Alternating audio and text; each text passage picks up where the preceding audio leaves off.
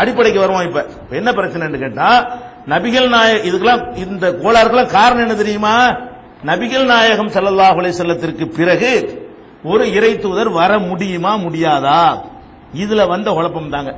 First நீங்க விளங்கிக் கொள்ளணும், ஒரு இறை தூதர் எப்ப வர தேவை இருக்குது என்று பாத்தீங்கன்னு சொன்னா, ஒரு அவர் கொண்டு வந்த செய்தி முழுமை இல்லாம இருக்கணும்.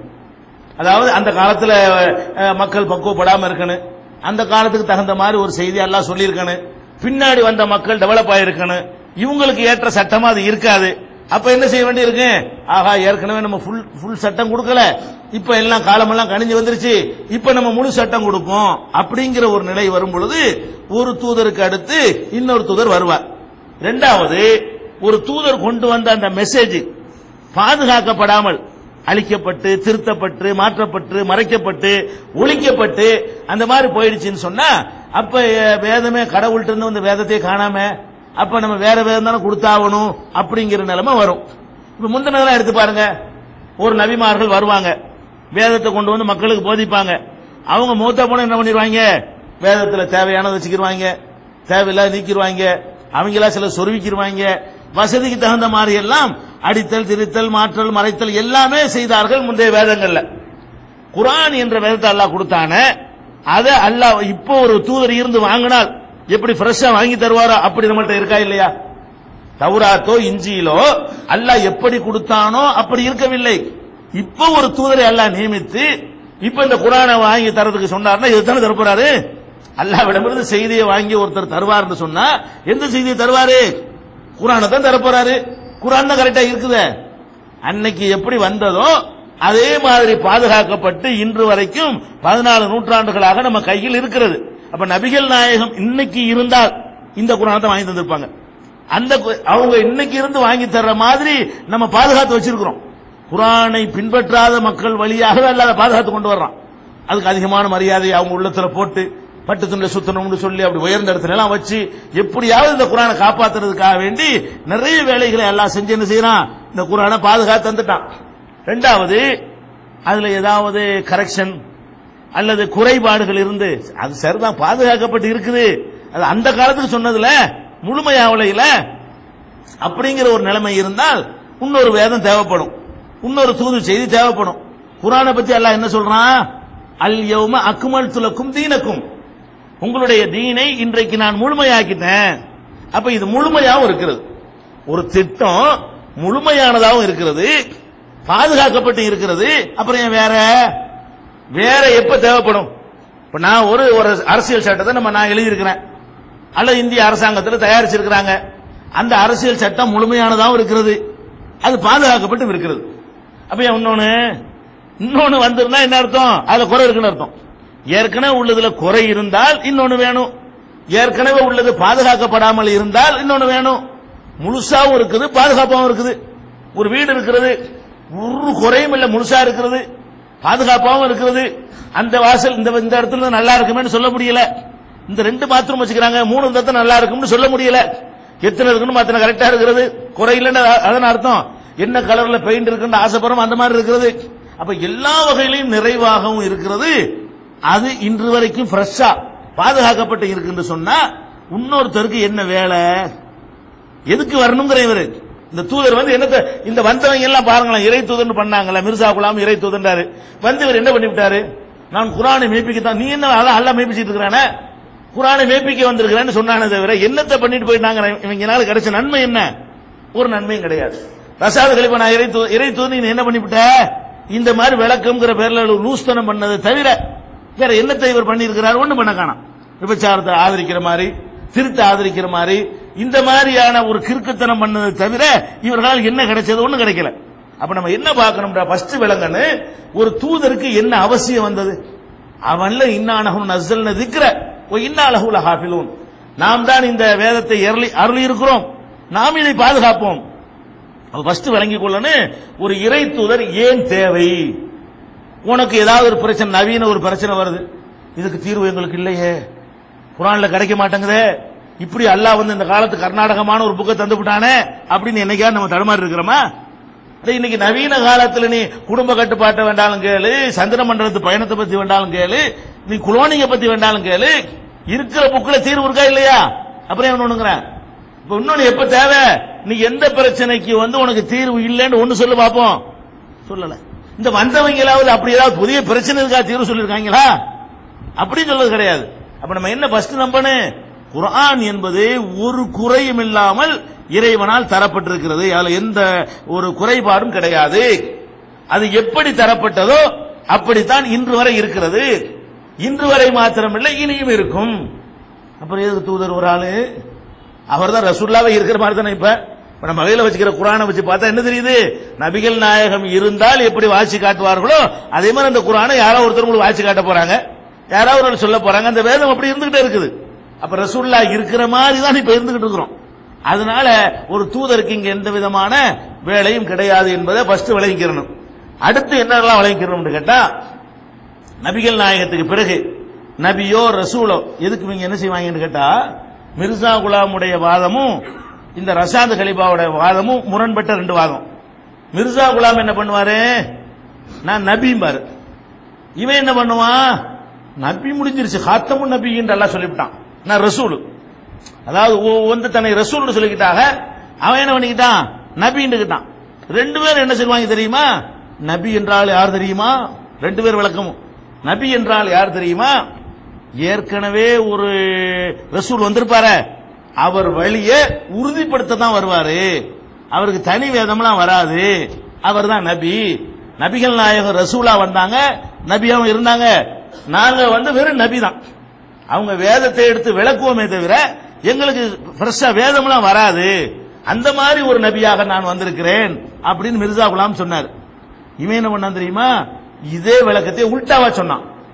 நபி என்றால் வேதம் வர வேண்டும், இவன் மாத்தி நபி என்றால் வேதம் வர வேண்டும், தனி மார்க்கம் வர வேண்டும். ரசூல் என்று சொன்னால் அவர் வழியில அவர் செயல்படக்கூடியவரா இருக்கணும், அதனால வந்து ரசூல் வரலாம், நபி தான் வர இயலாது. இவன் ரெண்டு பேருமே இவன் ரசூலுக்கு என்ன விளக்கம் கொடுக்கறான், அது நபி விளக்கம், நபிக்கு அவன் கொடுத்த விளக்கத்தை இவன் ரசூல் விளக்கம். ஆக ரெண்டு பேரும் என்ன பண்றாங்க, ஒரு இதை எடுத்துக்கணும், நபி வர முடியாதுன்னு இருக்குல்ல, அதையெல்லாம் வந்து சாதகமாக்குறதுக்காக வேண்டி அது ரசூல் வரக்கூடாதுன்னு சொன்னதுங்க, நபி வரலாமுங்க. இவனை கேட்டா நபி வரக்கூடாதுன்னு தாங்க சொல்லப்படுச்சு, ரசூல் வரலாமுங்க. ஆனா மார்க்கத்தில் பாத்தீங்கன்னா நபியும் ஒண்ணுதான், ரசூலும் ஒண்ணுதான். நபி ரசூலுக்கு பெரிய வேறுபாடுலாங்க. இதை விளங்கி இதெல்லாம் குழப்புவாங்க. என்ன பண்ணுவாங்கன்னா, நபி கடைசி நபி தாங்க, கடைசி ரசூல் இல்ல, அவங்க ரசூல் வந்துட்டே இருப்பாங்க.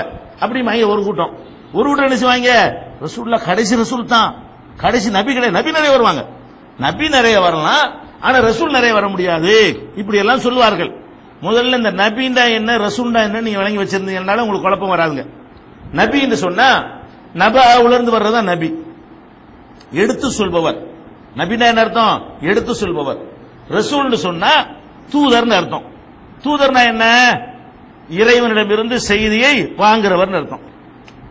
ரசூலுக்கு அர்த்தம் என்ன, என்னுடைய தூதர்னா என்ன அர்த்தம், என்னுடைய செய்தியை வாங்குறவர், நான் அவர்தான் என்னுடைய செய்தியை சொல்லுவேன், என்னுடைய மெசேஜ் அவர்கிட்ட கொடுப்பேன் அர்த்தம்.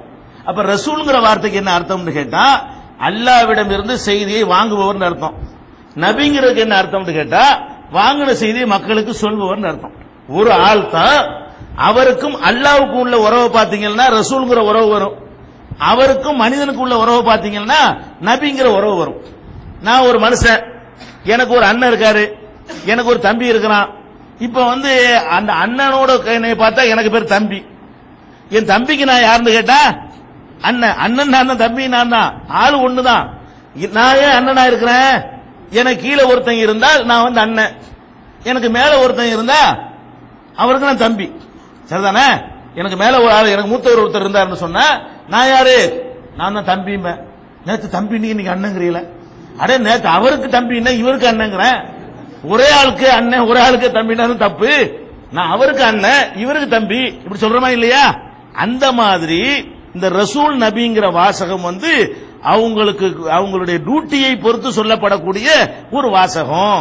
அவங்களுக்கு என்ன பொறுப்பு, அதாவது எடுத்து சொல்பவர், வாங்குபவர் அர்த்தங்க. ரசூல்னா வாங்குறவருங்க, நபின்னா கொடுக்கிறவருங்க.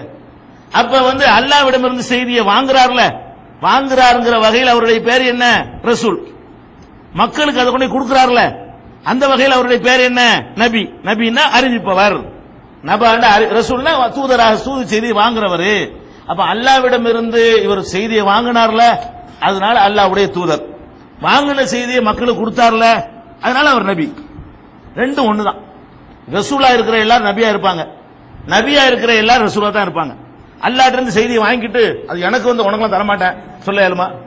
அல்லாஹ்ட்ட இருந்து ஒருத்தர் செய்தி வந்துருச்சுங்க, எனக்கு தந்தான் உனக்கு தந்தான் அப்படின்னு சொன்னார்னு வைங்க, அவரை வேண்டா ரசூல் நபி இல்லைன்னு சொல்லலாம். அப்படி ஒருத்தர் இருப்பாரா? ஒரு ஆள் அல்லாஹ்ட்ட செய்தியை வாங்கிவிட்டு நான் மக்களுக்கெல்லாம் சொல்ல மாட்டேன், வாங்க எனக்கு தான் அல்லாஹ் தந்தான், இப்படி யாராவது சொல்லி இருந்தாரே ஆனால் இந்த மாதிரி ஆள் அல்லாஹ் தேர்ந்தெடுக்க மாட்டான். அல்லாஹ் கொடுக்கிறதே மக்களுக்காக தான் கொடுக்குறான், அவருக்காக கொடுக்கறது இல்ல. அதே மாதிரி இன்னொருத்தர் இருக்காரு, அல்லாஹ்ட்ட இருந்து எதுவும் வராது, வராம இவரா என்ன செய்யறாரு, இதான் அல்லாஹ் செஞ்சு அப்படின்னா அவர் நபியா இருக்கலாம், ரசூலா இல்லைன்னு சொல்லலாம். அப்படி யாராவது இருந்திருக்காங்களா? இறை தூதர்கள் என்று சொல்லக்கூடிய யாருமே வாங்கினதான் சொன்னார்கள், எதை வாங்கினாங்களோ அதைத்தான் சொன்னாங்க. அவங்கள கையில மட்டும் போட்டு சொல்லல. அப்ப வாங்கியது தான் சொன்னாங்க, சொன்னதை தான் வாங்கி தான் சொன்னாங்க.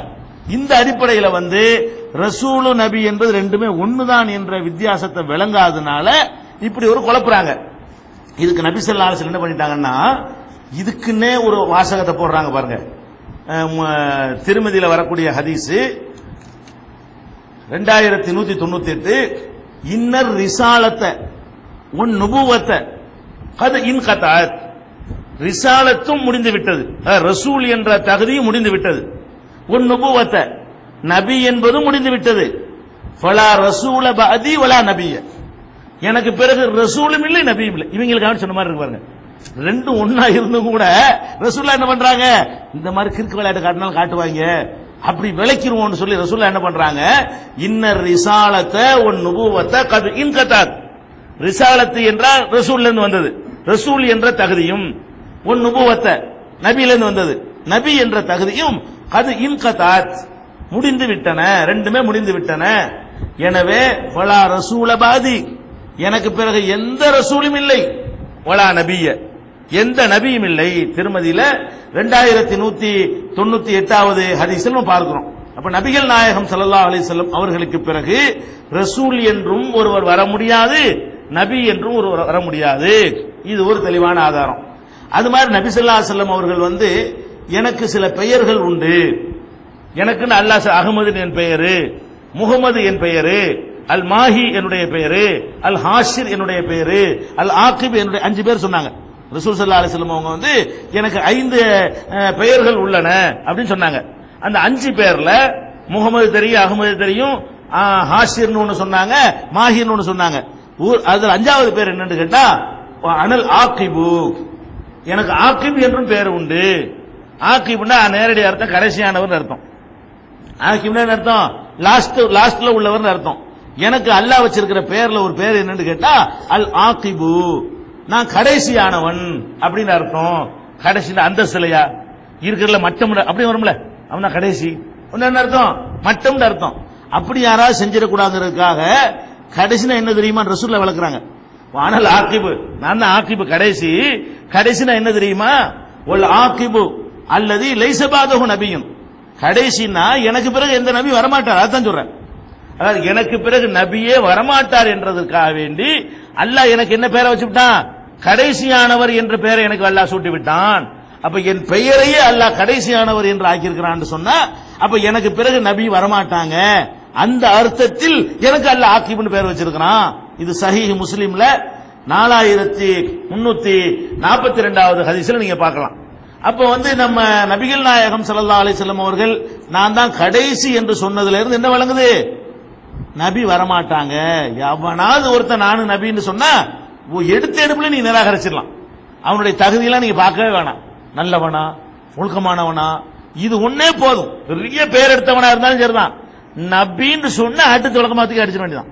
நீ எவனா இருந்தாலும் சரி, எவ்வளவு பெரிய அந்தஸ்தில் உள்ளவனா இருந்தாலும் சரி, அது இல்லாத அதுவே அவன் பொய்யன்கிற ஆதாரம். தொழுதாலும் நோன்பு வச்சாலும் அற்புதங்கள் நிகழ்த்தி காட்டினாலும் ஆகாயத்தில் பறந்தாலும் அழகான முறையில் எடுத்து சொல்லக்கூடியவனா இருந்தாலும் நபிங்கிற வார்த்தையை ரசூல்னு தூக்குனா என்ன ஆச்சு, முடிஞ்சு போச்சு. இதுல மாத்திரம் நம்ம தெளிவா இருந்தால் ஒரு குழப்பம் வராது. ரசூல் அவ்வளவு தெளிவா எச்சரிக்கிறாங்க.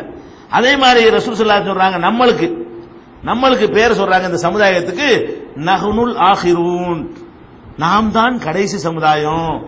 சமுதாயமே கடைசிட்டா மறுபடியும் வரும், அவங்க கடைசிட்டா கூட வேற ஆள் வரலாம்ங்க. ரசூலுல்லாஹ் சொல்றாங்க நஹ்னுல் ஆகிரூன், நாம் தான் கடைசி சமுதாயம். அஸ்ஸாபிகூன யௌமல் கியாமா, கியாமத்து நாள்ல முந்தி உள்ள சமுதாயம். இப்ப நம்ம கடைசி சமுதாயம், தோற்றத்தில் நம்ம கடைசி சமுதாயம், கியாமத்து நாள்ல நம்ம தான் முந்தி இருக்கிற சமுதாயம். இது என்ன அர்த்தம்? கடைசி சமுதாயம் என்ன அர்த்தம்? ஒரு நபி ஒரு சமுதாயம் உண்டாகி போயிரும்ல. ஒரு நபின்னு ஒருத்தர் வந்துட்டாருன்னா அவருக்கு பின்னாடி ஒரு கூட்டம் போச்சுன்னு சொன்னா தனி சமுதாயம். அவர் என்ன சொன்னாலும் கேட்பாங்க. ஆனா சமுதாயம் இல்லங்கிறாங்க ரசூலுல்லாஹி ஸல்லல்லாஹு அலைஹி வஸல்லம். இஸ்லாம் அங்கீகரிக்கிற கடைசி சமுதாயம். சமுதாயம் நிறைய வரும், ஃப்ராட்லாம் வரும். ஃப்ராட்ல வந்திருக்காங்கன்னு கேட்க கூடாது. இஸ்லாம் அங்கீகரிக்கிற, அல்லாஹ் அங்கீகரிக்கிற சமுதாயங்கள்ல நாம் தான் நகுனு பன்மையா சொல்றாங்க. நம்ம எல்லாரையும் சேர்த்து நாம் தான் கடைசி சமுதாயமாக இருக்கிறோம். அஸ்ஸாபிகூன யௌமல் கியாமா, கியாமத்து நாள்ல நம்ம தான் ஃபர்ஸ்ட் சமுதாயமா இருக்கிறோம்.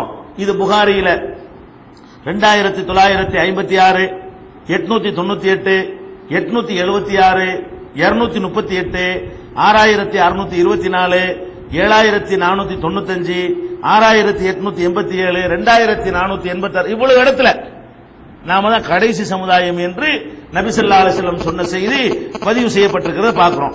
அப்ப ரசூலுல்லாஹ்வுக்கு பிறகு நபி இல்லை என்று இவ்வளவு தெளிவான சான்றுகளை கொண்டு ரசூல் ஸல்லல்லாஹு அலைஹி வஸல்லம் சொல்லிட்டு போயிட்டாங்க. குர்ஆனை எடுத்து பாத்தீங்கன்னு சொன்னா குர்ஆனும் தெளிவாக அறிவிக்கிறது. அதுல ஒவ்வொரு வசனத்தையா பாருங்க. 25வது சூராவுல 1வது வசனம். அதுல அல்லாஹ் என்ன சொல்லிக்கிறான்னு கேட்டா, தபாரக்கல்லதி நஸ்ஸலல் ஃபுர்கான அலா அப்திஹி லியகூன லில் ஆலமீன நதீரா. இந்த குர்ஆனை தன்னுடைய அடியாருக்கு அல்லாஹ் இறக்கினான். அவன் பாக்கியமிக்கவன்.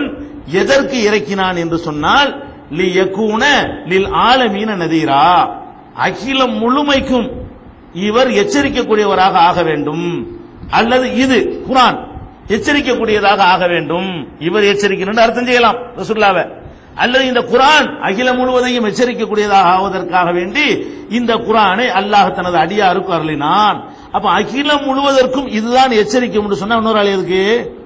அகிலம் முழுவதற்கு இந்த குர்ஆன் தான் எச்சரிக்க போகுதுன்னு சொன்னா இன்னொரு ஆள் வேற செய்தியை எச்சரிப்பாரு. அந்த 25 வசனமும் இது போதுமான சான்றா இருக்கிறது. அதே மாதிரி 33, 40 வசனம் அல்லாஹ் என்ன சொல்றான்? நபிகள் நாயகம் ஏற்கனவே சொல்லி இருக்கிற லேசா நபிகள் நாயகம் ஸல்லல்லாஹு அலைஹி வஸல்லம் பத்தி சொல்லும் பொழுது மாகான முஹம்மதுன் அபா அஹதிம் மிர் ரிஜாலிக்கும், முகமது இருக்கிறாரே அவர் உங்களை உங்களை சேர்ந்த ஆண்களுக்கு அவர் தந்தை இல்லை. வலாக்கின் ரசூல் அல்லாஹ்வுடைய ரசூலாக இருக்கிறார். வ ஹாத்தமன் நபியீன், நபிமார்களுக்கு முத்திரையாக இருக்கிறார். முத்திரைக்குனா வலைகேஸ், முத்திரைனா என்ன? சீல். மறுபடி யார் வர இயலாது. இந்த வசனத்தில் இருந்தும் நம்ம என்ன செய்யறோம்? நபி ஸல்லல்லாஹு அலைஹி வஸல்லம் கடைசி நபி யார் வரை குர்ஆன் தெளிவா டிக்ளேர் பண்ணுகிறது. அடுத்து 34:28 சொல்லி இருக்கிறோம். வமா அர்சல்நாக இல்லா காஃபத்தல் லின்னாஸ், உம்மை மனித குலம் முழுமைக்கும் தூதரை அனுப்பிட்டோம். நீ தான் தூதரு, உன் காலத்துக்கு மட்டும் தூதர் இல்ல, மனுஷ குலம் முழுமைக்கும் நீ தான் தூதர் என்று சொன்னால் அவங்க தான் இன்னைக்கு தூதர். ரசூல் ஸல்லல்லாஹு அலைஹி வஸல்லம் அவர்கள் இப்ப நம்ம முன்னாடி இல்லாவிட்டால் கூட அவங்க தான் இப்போதும் தூதர் என்பது தெளிவாக 34:28 எல்லாம் சொல்லி காட்டுகிறான். அதே மாதிரி ரசூல் ஸல்லல்லாஹு அலைஹி வஸல்லம் என்ன பண்றாங்கன்னு கேட்டா, ஒரு கனவு அவங்களுக்கு கனவு, நபிமார்களுடைய கனவுலாம் வஹி உண்மை. அவங்களுக்கு கனவை சொல்றாங்க. நான் தூங்கி கொண்டிருந்தேன். அப்ப கனவுல சூப்பரான ஒரு பில்டிங், ஒரு அழகான கட்டிடம், அதை பார்த்தா எந்த ஒரு குறையும் சொல்ல முடியல. அவ்வளவு அழகான ஒரு கட்டிடம் இருக்கிறது. அந்த கட்டிடத்தை பார்க்கக்கூடியவர்கள் வர்றாங்க. பார்த்துட்டு எல்லாம் நல்லா இருக்குது. இந்த ஒரே ஒரு இடத்துல ஒரு கல் மட்டும், ஒரு செங்கல் மட்டும் வைக்காம இருக்குது. ஒரு செங்கல் வைக்காம எல்லாம் கட்டி வச்சிருக்குங்க. அந்த ஒரு செங்கல் மாத்திரம் வைக்கப்படாம என்ன இருக்கு? காலி இடமா கிடக்கிறது. இந்த இடத்துல அந்த ஒரு கல்லை மட்டும் வச்சுட்டாங்கன்னு வைங்க, இந்த பில்டிங்ல ஒரு குறையும் இல்ல என்று எல்லாரும் பேசிக் கொண்டிருக்கிறார்கள். அப்ப ரசூல் ஸல்லல்லாஹு அலைஹி வஸல்லம் சொல்றாங்க, இதுக்கு விளக்கம் சொல்லும் பொழுது, அந்த ஒரு கல் நான் தான். அல்லாஹ் எல்லா ஒவ்வொரு நபியா அனுப்பி அனுப்பி அனுப்பி அனுப்பி கட்டடத்தை ஃபுல் ஆக்கி ஒரே ஒரு செங்கல் வைக்கிற இடத்தை தான் விட்டு வச்சிருந்தான். என்னை கொண்டு அதில் சொருவிட்டான். கதை முடிஞ்சு போச்சுங்கிறாங்க. ஒரு பில்டிங்க்கு உதாரணம் காட்டி அல்லாஹ் இந்த நுபுவத்து என்ற பில்டிங்கை கட்டுறான். ஆதம் அலைஹிஸ்ஸலாம்ங்கற முதல் கல்லை வச்சு வரிசையா கட்டிக்கிட்டே வர்றான். கட்டி பில்டிங் எல்லாம் முடிஞ்சு போச்சு. ஒரே ஒரு இடம் காலியா இருக்குது. அந்த இடம், இந்த இடம் மட்டும் காலியா விட்டுருக்காங்களே, இதையும் வச்சுட்டா நல்லா இருக்குமே மக்கள் பேசிக் கொள்கிறார்கள். அது யார் தெரியுமா? சொல்றாங்க ரசூல் ஸல்லல்லாஹு அலைஹி வஸல்லம், அனல் லபினத்து, நான் தான் அந்த ஒரு கல், அன காத்தமுன் நபியீன், நான் தான் நபிமார்களுக்கு முத்திரை. அதை ஒன்ன வச்சு சீல் வச்சாச்சு. இப்ப பாக்குறவன் என்ன செய்வான்? நல்லா இருக்குன்றான். எல்லாம் வச்ச பிறகு அடிஷனலா ஒரு கல்லை கொண்டு ஒட்டினாண்டு வைக்க இது என்ன நீட்டிக்கிட்டு இருந்து கேட்பான். அதாவது செங்கல் ஓட்டை கல்லை வச்சா ஓகே, வச்சு முடிச்சோன்னா ஒரு கல்லை எடுத்துட்டு வந்து கணக்குள்ள ஒட்டுறான் ஒருத்தன். அட பாவி நல்லா தானடா இருந்துச்சு, நீ இதுல ஒரு கல்லை கொண்டு கேட்குமா இல்லையா? இவங்க தான் அதெல்லாம் இந்த மிர்சா குலாம், ரசாது, முசைலமாவெல்லாம் யாரு நல்லா இருக்கிற பில்டிங்ல நாசப்படுத்துறதுக்கு வந்து ஒட்டி வைக்கப்பட்ட தேவையற்ற கற்கள் உடைச்சு எரிஞ்சிட வேண்டியதான். அப்ப ரசூல் ஸல்லல்லாஹு அலைஹி வஸல்லம் செய்றாங்க, நான் தான் அந்த செங்கல், நான் தான் காத்தமுன் நபியின் என்று சொன்னதாக புகாரியில 3535வது ஹதீஸ்ல நீங்கள் பார்க்கலாம். அதே மாதிரி நபி ஸல்லல்லாஹு அலைஹி வஸல்லம் சொல்றாங்க, உர்சில்து 5 சிறப்பு எனக்கு அல்லாஹ் தந்திருக்கிறான். மத்த யாரு ஊதீது ஹம்சன் லம் யூத கபலிங்கிறாங்க, எனக்கு முன்னால் கொடுக்கப்படாத, யாருக்கும் கொடுக்கப்படாத ஒரு 5 சிறப்புகளை அல்லாஹ் எனக்கு தந்திருக்கிறான். அது என்ன 5 சிறப்பு அப்படின்னு சொல்லி பட்டியல் போடும்போது எங்கன வேண்டாலும் தொழுவலாங்கிற சிறப்பு. அவங்க எல்லாம் வந்து கோயிலாம் போய் தொழுவணும். நமக்கு மட்டும் என்னது, எங்கன வேண்டாலும் எந்த பூமியில சுத்தமான எந்த இடமா இருந்தாலும் தொழுது கொள்ளலாம்ங்கிறது அது ஒண்ணு. மண்ணிலேயே தயமம் செய்யலாங்கிற ஒரு சட்டம் அப்படி சொல்லிட்டு வரும்போது அதுல 5வது ரசூலுல்லாஹ் சொல்றாங்க, உர்சில்து இலல் ஹல்கி காஃபத்தன், மத்த நபிக்கு இல்லாத ஒரு சிறப்பு எனக்கு உள்ள சிறப்பு என்னன்னு கேட்டா, அகிலம் முழுமைக்கும் என்னை தூதரா அனுப்பப்பட்டிருக்கிறது. அவங்க எல்லாம் தூதரா அனுப்பப்பட்டாங்க, அவங்கவுங்க காலத்துக்கு அனுப்பப்பட்டாங்க, அவங்கவுங்க சமுதாயத்துக்கு அனுப்பப்பட்டாங்க. நான் தான் என்ன பண்ணிருக்கிறேன், உர்சில்து இலல் ஹல்கி காஃபா, முழு படைப்பினங்களுக்கும் நான் அனுப்பப்பட்டிருக்கிறேன். ஹுத்திம பியன் நபியூன், என்னை கொண்டு நபிமார்களுக்கு சீல் வைக்கப்பட்டுருச்சு. ஒவ்வொரு வார்த்தையும் சொல்லி சொல்லி சேர்க்கிறாங்க. முதல் செங்கலை சொல்றாங்க, அங்கேயும் நபிமார்கள் என்னை கொண்டு சீல் வைக்கப்பட்டார்கள்ங்கிறாங்க. நான் அகில முழுமைக்கும் ரசூல் அனுப்பப்படுறேங்கிறாங்க. அங்கேயும் என்ன செய்யறாங்க, ஹுத்திம பியன் நபியூன், என்னை கொண்டு நபிமார்களுடைய வருகை முற்றுப்புள்ளி வைக்கப்பட்டு விட்டது, இனி நபி வரமாட்டாங்க. இது சஹீஹ் முஸ்லிம்ல, முஸ்லிம்ங்கிற நூல்ல 812வது ஹதீஸ்ல நீங்க பார்க்கலாம். அதுக்கடுத்து ரசூல் ஸல்லல்லாஹு அலைஹி வஸல்லம் சொல்றாங்க, உங்களுக்கு முன்னாடி எல்லாம் சமுதாயத்தை வழிநடத்துகிற பொறுப்பு, தலைமை தாங்கி வழிநடத்துகிற பொறுப்பு நபிமார்கள் கையில் இருந்தது. எப்படி நபிமார்கள், குல்லமா ஹலக நபியுன் ஹலஃப நபியுன், ஒரு நபி இறந்தால் அடுத்த நபி அங்க வந்து நின்றுவார். மூசா நபி அந்த சமுதாயத்தை வழி நடத்துவாங்க. மூசா நபி மூத்தாயிட்டாங்கன்னு வைங்க, அல்லாஹ் சும்மா விட மாட்டான். உடனே ஒரு ஆள் நபியாக்கி நீ பாத்துக்க அல்லாஹ் என்ன செய்வான், முந்தைய சமுதாயத்துக்கெல்லாம் அல்லாஹ் எப்படி ஆக்கியிருந்தான்னு சொன்னா, குல்லமா ஹலக நபியுன் ஹலஃப நபியுன், ஒரு நபி மௌத்தாகி விட்டாரேயானால் இன்னொரு நபி அந்த இடத்தை வந்து நிறைத்து விடுவார். இப்படி ஏனைய முந்தின காலத்துக்கு அப்படி இருந்தது. அன்னஹு லா நபிய பாதி, எனக்கு பிறகு அப்படி ஒரு நினைச்சிராதீங்க, எனக்கு பிறகு எந்த நபியும் கிடையாது. வஸயகூனு ஹுலஃபா, ஹுலஃபாக்கள் ஆட்சியாளர்கள் வருவார்கள். அபூபக்கர் கலீஃபா வருவாரு, உமர் கலீஃபா வருவாரு, உஸ்மான்ங்கிற கலீஃபா வருவாரு. கவர்மெண்ட் நடத்துறதுக்கு வேண்டாம் ஆட்சியாளர் வருவாங்க. அந்த பணிக்கு ஆள் வரமாட்டாங்க. இந்த பணி அங்கிருந்து வாங்குற பணி இருக்குல்ல, அல்லாஹ்விடம் இருந்து மெசேஜ் வாங்குறது, அந்த வேலைக்கு யாரும் வரமாட்டாங்க. நிர்வாகம் பண்றதுக்கு வருவாங்க. எப்படி செய்யலாம், எங்க யுத்தம் செய்யலாம், என்ன செய்யலாம், என்ன இதுக்கு வேண்டாம் வருவாங்க.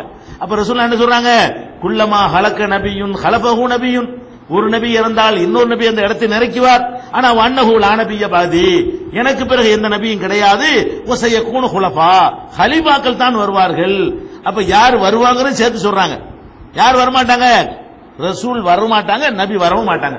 இது புகாரியில 3455வது ஹதீஸ், 3249வது ஹதீஸ்.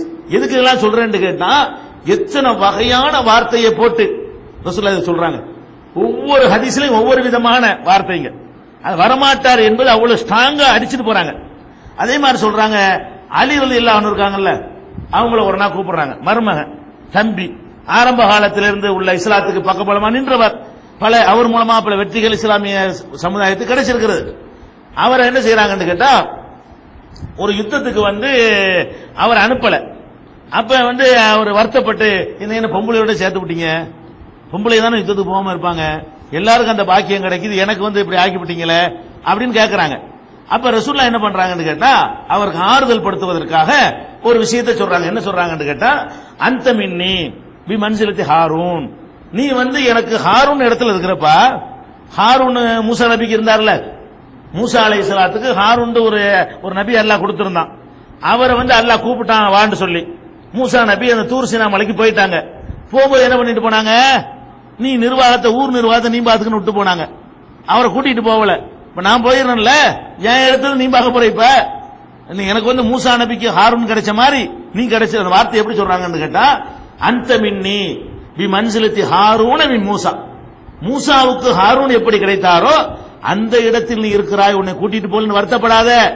ஹாரூனை எப்படி மூசா விட்டுட்டு போனாரோ அந்த மாதிரி உன்னை நான் விட்டுட்டு போக போறேன் அப்படின்னு சொல்லிட்டு, இப்ப என்ன அர்த்தம் வருது? இவர் நபின்னு வருதா? இது என்ன வழங்குது வருதுல? அது வரக்கூடாது, சேர்த்து சொல்றாங்க.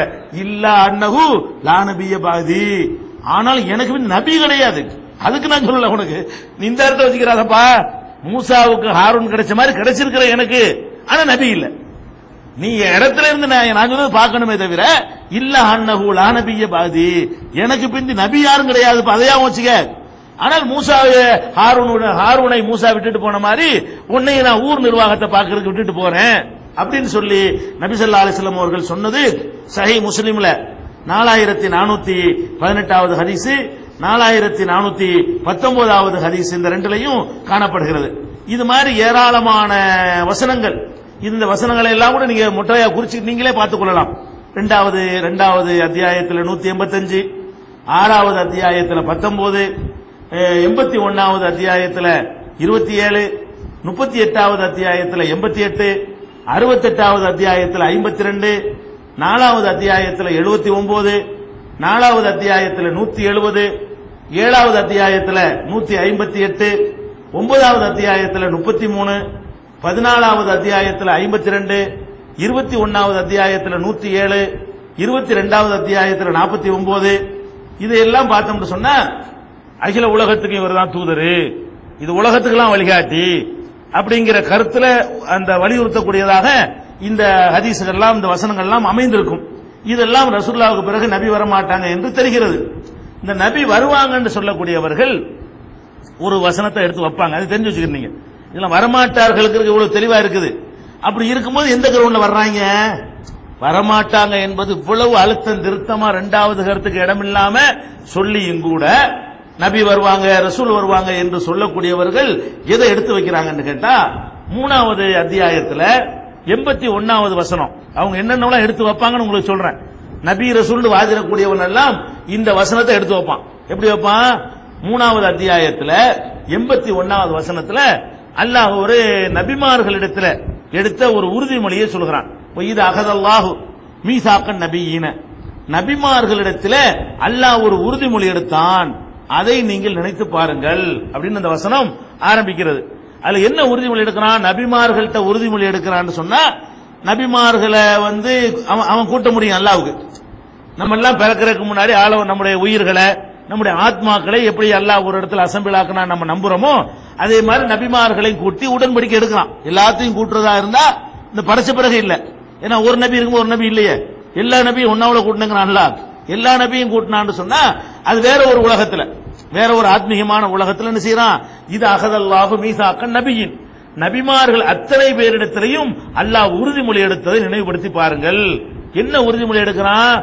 லமா ஆத்தைத்துக்கும் மின் கிதாபின் வ ஹிக்மத்தின், உங்களுக்கு நான் வேதத்தையும் ஞானத்தையும் தந்து, நீங்க எல்லாம் உங்களை நபி ஆக போறேன், நபிமார்கள் ஆகுறதுக்கு முன்னாடி ஆலமுல் அருவாகல ஆன்மீக உலகில அவங்களுடைய ஆத்மாக்களை எல்லாம் ஒன்றாக வைத்து ஆத்மாக்களோடு அல்லாஹ்வுக்கு உரையாட முடியும். உடன்படிக்கை எப்படி எடுக்கிறான்? உங்களுக்கு நான் வேதத்தையும் ஞானத்தையும் தந்த பிறகு சும்ம ஜாஅக்கும் ரசூலும், பிறகு உங்களிடத்தில் ஒரு தூதர் வந்தால் லதூமினன்னஹு, அவரை நீங்கள் நம்ப வேண்டும், வல தன்சுரன்னஹு, அவருக்கு நீங்கள் உதவி செய்ய வேண்டும். அக்ரர்த்து இதை ஒப்புக்கொள்கிறீர்களா? அகதும் அலா தாலிக்கும் இஸ்ரி, என்னுடைய கடுமையான உடன்படிக்கை எடுத்துக் கொள்கிறீர்களா என்று கேட்டோம். நபிமார்கள் எல்லாம் ஆமா ஒப்புக்கொண்டோம் என்று சொன்னார்கள். இது அந்த 381 உள்ள விஷயம். இதுல என்ன அல்லாஹ் சொல்றான்னு கேட்டா, நபிமார்கள்ட்ட உடன்படிக்கை எடுக்கிறானா? என்ன எடுக்கிறான்? ஒரு தூதர் வந்தா நீங்க ஏத்துக்கணும்னு எடுக்கிறான். இதுல இருந்து இந்த உடன்படிக்கை எடுக்கும் போது ரசூலுல்லாஹ் இருந்தாங்களா இல்லையா? பாயிண்ட் எப்படி வருது? இந்த உடன்படிக்கை யார்கிட்ட எடுக்கப்படுது? எல்லா நபிமார்கள்ட்டையும். எல்லா நபிமார்கள்ட்டையும் எடுத்தா அதுல யாரும் இருப்பா? ரசூலுல்லாஹ் இருக்கிறாங்க. அப்ப ரசூலுல்லாஹ் வச்சுக்கிட்டு ஒரு தூதர் வந்தால்தான் வருவாருன்னு அர்த்தம். ரசூலுல்லாஹ் வரைக்கும் தான் எடுக்கப்பட்டிருக்கு, குர்ஆன்ல சொல்லப்பட்டதுனால பிந்தி எடுக்கப்படல. குர்ஆன்ல சொல்லப்பட்டதுனால கண்டிப்பா இந்த உடன்படிக்கையில யாரு இருப்பா? ரசூல் ஸல்லல்லாஹு அலைஹி வஸல்லம் உள்பட ஆதம் அலைஹிஸ்ஸலாம் வரைக்கும் எல்லாரும் இருப்பாங்க. ஆதம்ல இருந்து ரசூலுல்லாஹ் வரைக்கும் எல்லாரையும் கூட்டி வச்சுக்கிட்டு அல்லாஹ் என்ன சொல்றான்? ஒரு தூதர் வந்தா நீ ஏத்துக்கறன்னு சொல்றான். அப்ப ஆதமுக்கு பிந்தி தூதர் வருவார் வழங்குது, மூசாவுக்கு பிந்தி தூதர் வருவார் வழங்குது. ரசூலுல்லாஹ்ட்டே இந்த உடன்படிக்கை எடுத்ததுனால என்ன வழங்குது? ரசூலுல்லாஹ்வுக்கு பிந்தி வழங்குதா இல்லையா? உங்களுக்கு வழங்குதுல வழங்குது. அப்ப எல்லா நபிமார்கள்ட்டையும் அல்லாஹ் உடன்படிக்கை எடுக்கிறான். அதில் ரசூலுல்லாஹ் அடக்கம். அந்த நபிமார்கள் பட்டியலில் யார் அடக்கம்? ரசூலுல்லாஹ்வும் இருக்கிறார்கள். அப்ப ரசூலுல்லாஹ்ட்டே இதை சொல்றான்னு அர்த்தம். என்ன சொல்றான்? உனக்கு வேதத்தை தந்துருவேன், ஞானத்தை தந்துருவேன், இனி ஒரு தூதர் வருவாரு, வந்தா நீ ஏத்துக்கிறன்னு அப்படின்னு எடுத்திருக்கானா இல்லையா? இதுல இருந்து நமக்கு என்ன தெரிகிறது? அவங்களுக்கு பிறகும் தூதர் வருவார். ரசூலுல்லாஹ் இவ்வளவும் வரமாட்டான்னு இவ்வளவு ஆதாரம் இருக்குங்க. இவ்வளவு வரமாட்டான்னு ஆதாரம், இவ்வளவு தெளிவான ஆதாரம் இருந்து நான் தான் நபிமார்களுக்கு முத்திரையா இருக்கிறேன், அவங்க குர்ஆன்லயே தெளிவாக முத்திரை வச்சாச்சு, பூர்த்தியாக்கியாச்சுன்னு இரண்டாவது கருத்துக்கு இடம் இல்லாம அவ்வளவு சொல்லியாச்சு. இந்த வசனத்தை வைத்துக் கொண்டு ஒரு ஆர்கியுமெண்ட், நபி வருவார் என்று சொல்லக்கூடியவர்கள் எல்லாம், ரசூல் வருவார் என்று சொல்லக்கூடியவர்கள் எல்லாம் இதை ஒரு ஆதாரமா எடுத்து வைப்பாங்க. இது என்னன்னு கேட்டா மார்க்கத்தில் முரண்பாடு அர்த்தமா இல்ல. முக்கியமான வாசகத்தை அவங்க வந்து அப்படி இருட்டடிப்பு செய்வாங்க. இப்ப நானே ஒழுங்கத்தை உங்களுக்கு வாட்சி காட்டினேன், நீங்க கூட அந்த வாசகத்தை கவனிச்சிருக்க மாட்டீங்க. வாட்சி காட்டும் போது சொன்னால் சுட்டி காட்டும் போது ஓ அப்படியான்னு தெரிஞ்சுக்கிறீங்க. அதுல என்ன வருது தெரியுமா? நபிமார்கள்ட்ட உடன்படிக்கை எடுக்கும் பொழுது ஒரு தூதர் வந்தால் எடுக்கல. எப்படி எடுக்கிறான்னு கேட்டா, உங்களுக்கு வேதத்தையும் ஞானத்தையும் நான் தந்த பிறகு சும்மா ஜாஅக்கும், உங்களிடத்தில் வந்தால். இந்த உங்களிடம் வார்த்தையை அவங்க விட்டுருவாங்க. அப்படியே ஒன்னு கும் ஒண்ணு, ஜான்னா வந்தால் அர்த்தம். ஜாஅக்கும் என்று போட்டா அர்த்தம் அலைக்கும்ங்கிறீங்கல்ல, உங்கள் மீது அஸ்ஸலாமு அலைக்கும்ங்கிறீங்கல்லங்க, அந்த கும்மு தான். சும்மா ஜாஅக்கும், உங்களிடத்தில் வந்தால். அப்ப இந்த நபிமார்களுக்கு பிறகு நபி வருவார்னு இது சொல்லல, நபி இருக்கும்போது ஒரு நபி வர்றது. அதாவது ரசூலுல்லாஹ் அல்லாஹ் என்ன சொல்றான்? உனக்கு வேதத்தை தந்துருவேன், உன்னைய நியமிச்ச பிறகு உன்னிடத்தில் இன்னொரு தூதர் வந்தால் அவருக்கு நீ உதவி செய்ய வேண்டும். அதுலயும் வருது பாருங்க, ல தூமினுன்னஹு, அவரை நீங்கள் நம்ப வேண்டும், வல தன்சுரன், அவருக்கு உதவியும் செய்ய வேண்டும். அப்ப இதுல என்ன வழங்கு? ஒரு காலம் வழங்குதா? இதுல அல்லாஹ் என்ன சொல்ல வர்றான்னு கேட்டா, ஒரு நபியை அல்லாஹ் நியமிச்சிருவான். நியமிச்ச உடனே இது நம்முடைய தகுதி, இதுல யாரும் போட்டிக்கு வரக்கூடாது என்று நீங்க நினைக்க கூடாது. உங்களை ரசூலா நியமிச்சிட்டு நான் நினைத்தால் நீங்க இருக்கும்போது இன்னொருத்தர் அனுப்புவேன், போட்டிக்கு வந்துட்டா நினைக்க கூடாது. நான் அனுப்புனா நீங்க சப்போர்ட் பண்ணணும். உங்களுக்கு கிஃப்டா தான் தந்திருக்கிற நபிங்கிற பதவியை. நான் நினைத்தால் உங்களை நபியா ஆக்கி இருக்கும் பொழுது இன்னும் ஒரு ஆளை அனுப்புவேன். அனுப்பி அவர் உங்களிடத்தில் வந்தால், என்னை அல்லாஹ் ரசூல் ஆக்கி இருக்கிறான் என்று உங்களிடத்தில் வந்தால் நீங்க என்ன செய்யணும்? நான் இருக்கும்போது நீ எதுக்கு கேட்கக்கூடாது. என்ன அனுப்புனது நான், உன்னை அனுப்புன நான் தான் அவரை அனுப்பி இருக்கிறேன். இப்படி சில ஆட்களுக்கு அனுப்பி இருக்கிறான். மூசா இருக்கும்போது ஹாரூனை அனுப்பி இருக்கிறான். யாசீன்ல சொல்லும் போது ஒரு சமுதாயத்துக்கு 3 தூதர்களை ஒருத்தருக்கு ஒருத்தர் வலுப்படுத்துவதற்காக வேண்டி 3 தூதரை அனுப்புறான். இப்படி அனுப்பும்போது ஒரு ஆளை பிரதமர் ஆக்கிட்டீங்க, இன்னொருத்தர் பிரதமர் ஆக்கினா அவருக்கு எப்படி இருக்கு? நான் தான் கேட்பாங்க இல்லையா? அந்த மாதிரி இதை நினைக்க கூடாது. நான் நியமிப்பேன். அப்ப என்னன்னு கேட்டா, சும்மா ஜா அப்படின்னு சொல்லாம அல்லாஹ் என்ன சொன்னா, சும்மா ஜாக்கும், உங்களிடத்தில் அந்த தூதர் வந்தால். நபிமார்களே, நபிமார்களை தானே எடுக்கிறான். உங்களுங்கிறது யாரை குறிக்குது? உங்களை இல்ல. நபிமார்கள்ட்ட உடன்படிக்கை எடுத்ததுனால உங்கள் என்பது யாரைத்தான் குறிக்கும்? நபிமார்களை குறிக்கும். அப்ப நபிமார்களாகிய உங்களிடத்தில் ஒரு தூதர் வந்தால் அவரை நீங்கள் நம்ப வேண்டும். அப்ப ஒரு நபிக்கு பிறகு நபி வருவார்னு இது பேசவே இல்லை. ஒரு நபி இருக்கும்போது இன்னொரு நபி வந்தால் அந்த பழைய நபி புதிய நபியை ஏற்றுக்கொள்ள வேண்டும். ஏன் பதவின்னு ஒரு பிடிவாதம் பிடிக்க கூடாது. இது நான் கொடுத்த கிஃப்ட், அதனாலதான் அவருக்கு உதவி செய்யணும்லாம் போடுறான். இப்ப இவன் எங்க போய் உதவி செய்ய முடியப்ப? ரசூலுல்லாஹ் காலத்துக்கு பிந்தி வந்த ஒருத்தன் ரசூலுல்லாஹ்வுக்கு எப்படி பக்கபலமா இருப்பான்? பத்ர் போர்ல கலந்துக்கிட்டாங்களா இவனுங்களா? உஹது போர்ல கலந்துக்கிட்டானுங்களா? நெருக்கடியான காலத்துல ஹிஜ்ரத்துக்கு போகும்போது அபூபக்கருக்கு பதிலா மிர்சா குலாம் அஹமதையும் ரஷாத் கலிஃபாவையும் ரசூலுல்லாஹ் கூட்டு போனாங்களா? உதவி செய்யணும்ல வருது. அப்ப இந்த ஆயத்துல இந்த கும்ங்கிற ஒரு சின்ன வார்த்தை, இது அப்படியே இருட்டடிப்பு செஞ்சிடலாம். இருட்டடிப்பு செய்யாம அர்த்தம் செஞ்சா கூட நீங்கள் கவனிக்காம விட்டுறலாம். அந்த மாதிரி சின்ன ஒரு லூப் லைனை வைத்துக் கொண்டு தப்பான வியாக்கியானம் கொடுத்து தான் ரசூலுல்லாஹ்வுக்கு பிறகு நபி வரலாங்கிறாங்க. அந்த ஆயத்து அந்த கருத்தை சொல்லவே இல்லை. ஆனால் நபிகள் நாயகத்துக்கு பிறகு யார் வரமாட்டாங்க என்பதை தெள்ளத் தெளிவாக சொல்லுகிற ஆதாரங்கள் நான் வாசி காட்டுகிறேன். இவ்வளவு ஆதாரங்கள் இருக்கிறது. இது நபிகள் நாயகம் காலத்திற்கு ஏற்பட்ட பிறகு ஏற்பட்ட அடுத்த குழப்பம்.